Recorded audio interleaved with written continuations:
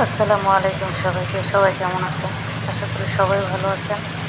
আজকে সকাল সকাল ঘুম থেকে উঠে দেখি অনেক বৃষ্টি। তো বৃষ্টির দিনে কিন্তু সবারই ঘুমায় থাকতে ইচ্ছা করে, কিন্তু আমাদের তো রান্না করতেই হবে। তাই আজকে চিন্তা করলাম যে সহজ একটা রান্না করে ফেলি। আজকে রান্না করব লাল শাক ভাজি, সাথে হচ্ছে পাঙাশ মাছ বোনা। পাঙাশ মাছের জন্য অবশ্যই জিরা বাটা লাগবে, তাই আমি এখন জিরাটা বেটে নিব। জিরাটা বেটে নেওয়ার পরে সাথে আমি পেঁয়াজটাও বেটে নেব। পেঁয়াজ বাটা দিলে ভুনাটা সুন্দর হবে।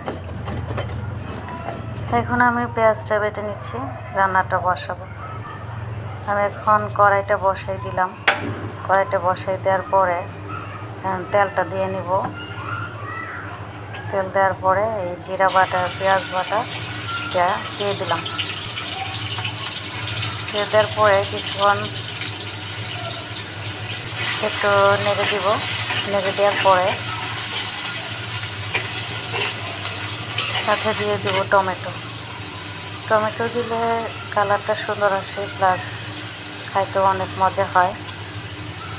তো আর একটু নাড়ার পরে যখন বাদামি কালার আসবে, তখন এর সাথে আমি যে লবণ, হলুদ, মরিচের গুঁড়া, ধনিয়ার গুঁড়া এগুলো অ্যাড করে দিচ্ছি। তো অ্যাড করার পরে আর একটু নাড়াচাড়া করার পরে একটু ভাজা ভাজা হওয়ার পরে পানিটা দিয়ে নেব। পানি দেওয়ার পরে কিছুক্ষণ যখন জাল হবে, জালার উপরে যখন তেল চলে আসবে, তখন আমি মাছটা দিয়ে নিব। আমি এখন মাছটা দিয়ে নিচ্ছি।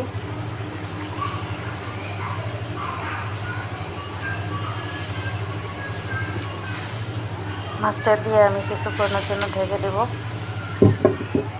10 মিনিটের মতো জাল দেওয়ার পরে অবশ্যই রান্নাটা শেষ হয়ে যাবে।